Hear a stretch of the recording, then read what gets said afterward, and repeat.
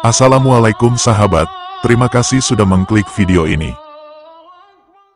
Ka'bah atau Baitullah adalah bangunan suci yang menjadi kiblat umat Islam. Menurut Al-Quran, Ka'bah merupakan bangunan tertua di bumi seperti tercantum dalam surat Ali Imran ayat 96.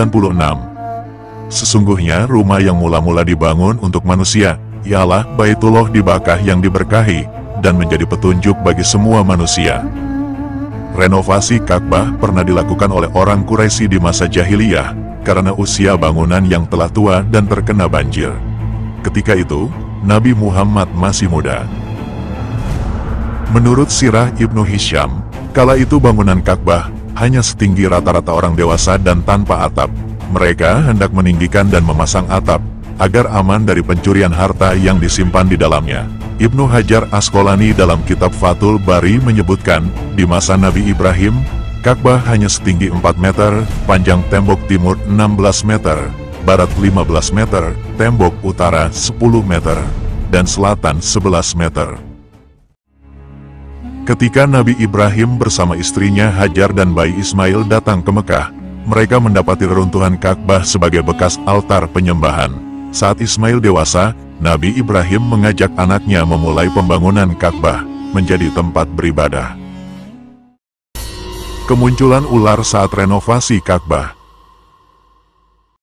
Sirah Ibnu Hisham menceritakan, bersamaan dengan rencana renovasi Ka'bah, di zaman Quraisy jahiliyah, ada kapal pedagang Romawi yang ditinggalkan, karena karam di pantai Jeddah. Orang Quraisy lalu mengambil kayu kapal, untuk dipakai membuat atap Ka'bah. Ketika sedang bekerja, tiba-tiba ada ular keluar dari sumur tempat orang-orang menaruh kurban. Ular itu lalu menjalar ke tembok Ka'bah dan pembangunan pun terhenti. Mereka menjadi takut karena setiap kali didekati, ular itu langsung bersiap menyerang. Berselang kemudian, seekor burung menyambar dan menerkam ular itu, lantas membawanya terbang jauh. Melihat peristiwa ini, orang-orang Quraisy percaya, Allah meridhoi dan melindungi pekerjaan mereka merenovasi Ka'bah.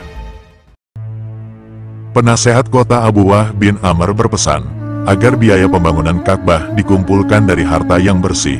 Ia berkata, "Hai orang Quraisy, untuk membangun Ka'bah ini gunakan uang halal, jangan kalian gunakan uang hasil pelacuran, riba, dan uang yang diambil dengan cara tak adil."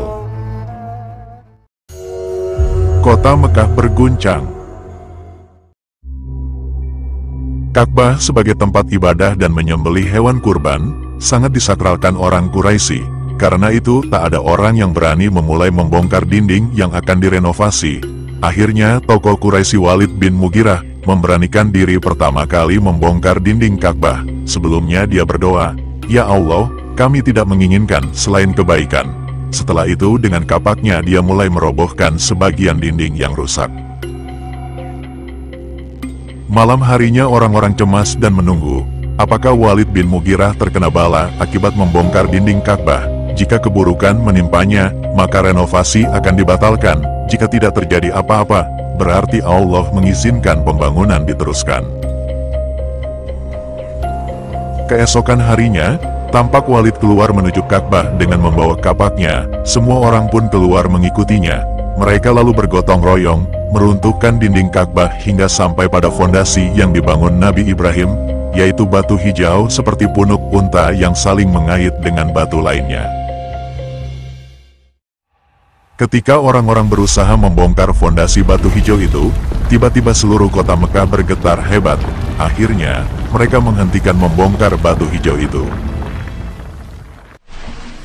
Renovasi bagian-bagian Ka'bah dibagi di antara kabilah Quraisy. Bagian pintu dikerjakan oleh Bani Abdu Manaf. Tembok Hajar Aswad dengan tiang Yamani dikerjakan oleh Bani Mahzum dan kabilah yang bergabung dengannya. Punggung Ka'bah dikerjakan oleh Bani Jumah dan Sahm bin Amr. Lalu sudut Hajar Aswad dikerjakan Bani Abdudar, Bani Asad, dan Bani Adi. Tulisan Ibrani di tiang dan batu. Ketika dinding diruntuhkan, ditemukan tulisan berbahasa Ibrani di tiangnya. Seorang Yahudi membaca tulisan itu yang berbunyi, "Aku Allah pemilik Bakkah ini.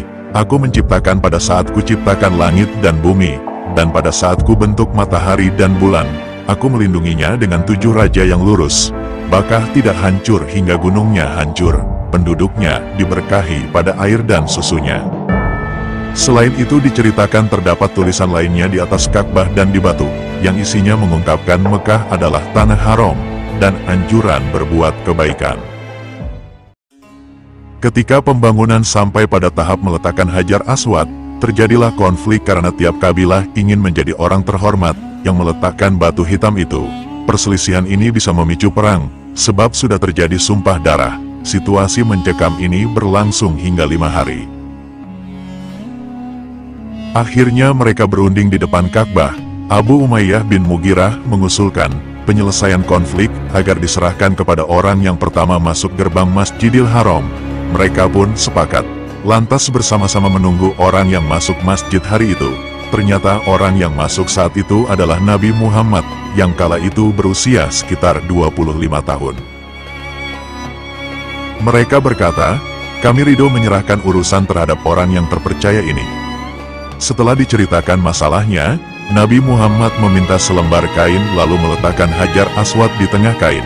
Kemudian meminta tiap kabilah memegang ujung kain dan mengangkat batu bersama-sama ke tempatnya dan memasangnya. Konflik pun selesai dengan mudah. Karena kekurangan dana, hasil renovasi Ka'bah berubah. Pintu yang awalnya 2 menjadi 1 dan ditinggikan posisinya. Bagian fondasi awal yang keluar dari dinding Ka'bah setelah renovasi ditandai dengan tembok rendah yang dikenal sebagai Hijr Ismail. Karena itu ketika tawaf, orang harus melewati bagian luar batas Hijr Ismail, karena dulu merupakan bagian dalam Ka'bah. Setelah Fatu Mekah, Nabi Muhammad ingin merenovasi kembali Ka'bah sesuai fondasi zaman Nabi Ibrahim, tetapi diurungkan. Pemimpin Mekah Abdullah bin Zubair bin Awam akhirnya merenovasi Ka'bah dengan memasukkan Hijr Ismail ke dalam Ka'bah. Tapi Al-Hajjaj bin Yusuf Ats-Sakafi, gubernur Mekah baru utusan Khalifah Abdul Malik bin Marwan dari dinasti Umayyah, membongkar bangunan tambahan itu dan mengeluarkan kembali Hijr Ismail. Khalifah Harun ar-Rasyid dari dinasti Abbasiyah juga berencana membangun kembali Ka'bah sesuai desain Abdullah bin Zubair, tapi dilarang oleh Imam Malik yang meminta Ka'bah jangan dijadikan permainan politik. Di zaman Turki Utsmani tahun 1630 Masehi, Ka'bah diperbaiki oleh Sultan Murad IV. Hingga kemudian di masa Raja Fahd dari Arab Saudi tahun 1986, Ka'bah direnovasi lagi dengan memperbaiki fondasi, menambal lubang dinding, mengganti atap, dan memasang talang pancuran emas hingga bentuk Ka'bah seperti yang kita saksikan sekarang. Wallahu a'lam bishawab.